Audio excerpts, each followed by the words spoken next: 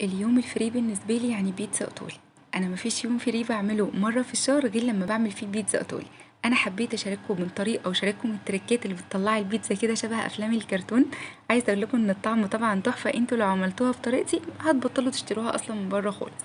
حاجة لازم نعجن العجينة كويس من 10 ل 15 دقيقة. العجينة دي 5 كوبايات دقيق هيعملوا معانا بيتزتين كبار لارج، يعني البيتزاية الواحدة هتكفي 3 أفراد، أو ممكن لو الناس جعانة قوي نقول مثلا هتكفي فردين. انا حبيت اوزنها لان انا كنت عايزه البيتزتين يطلعوا نفس حجم بعض. تاني حاجه لازم نسيبها تختمر من ساعه ونص لساعتين. لازم نتاكد ان الخميره قبل ما نحطها على العجين تكون شغاله. الخطوه التانية لازم نفردها بالنشابه، بلاش فكره ان احنا نفرد البيتزا الايطالي بايدينا.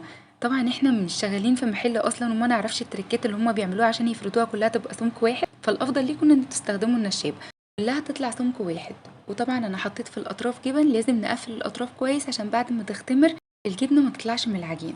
الفلفل والطماطم يتقطعوا بالشكل ده زي ما انتوا شايفين في الفيديو، بلاش برضو ان احنا نقطعهم حلقات عشان يطلع شكلها لطيف كده. انا بقى بحب ادهن اطراف البيتزا بدل ما ادهنها حليب مثلا وعليه سكر او نسكافيه، انا بحب ادهنها كاتشب.